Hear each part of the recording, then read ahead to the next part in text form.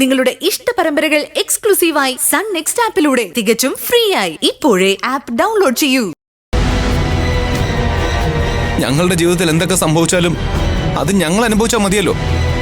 ഒരാൾക്ക് നല്ലത് സംഭവിച്ചാൽ ബന്ധുക്കൾ ആരും അത് നല്ലതാണെന്ന് പറയില്ല, സുഹൃത്തുക്കളും പറയില്ല.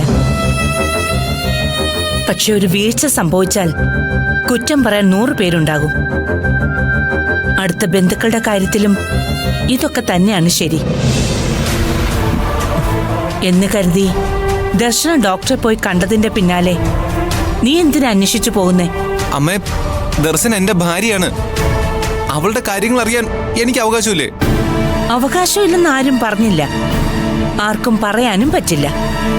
ഭാര്യയും ഭർത്താവും പരസ്പരം രഹസ്യങ്ങൾ ചകഞ്ഞു പോകരുത്.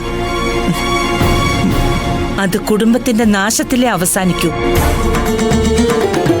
ദർശനയുടെ കാര്യം അന്വേഷിക്കാൻ നീ ഹോസ്പിറ്റലിൽ പോകുന്നെങ്കിൽ അത് അവളെയും കൂട്ടി വേണം പോകാൻ. മനസ്സിലായോ?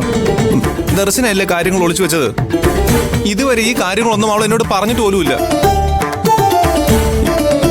ഈ റിപ്പോർട്ടൊന്നും ഞാൻ ഇതുവരെ നോക്കിയിട്ട് പോലുമില്ല. എനിക്കിത് വായിച്ച മനസ്സിലാവേയില്ല. പിന്നെ എന്തിനാ നീ ഇതിപ്പോ കൊണ്ടുപോയത്?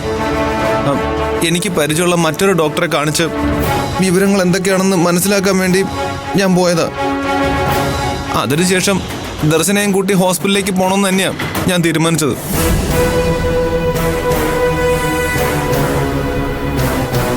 എങ്ങനെയെങ്കിലും ഈ റിപ്പോർട്ട് ഇവന്റെ കയ്യിൽ നിന്ന് മാറ്റണം. ഇല്ലെങ്കിൽ അത് വലിയ പ്രശ്നമാകും.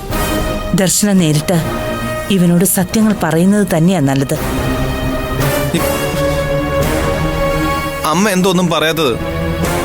ഞാൻ ചെയ്തത് അത്ര വലിയ തെറ്റാണോ? മോനെ, പലപ്പോഴും തെറ്റും ശരിയും എന്താണെന്ന് തിരിച്ചറിയാൻ കഴിയാത്തൊരിടമാണ് കുടുംബം.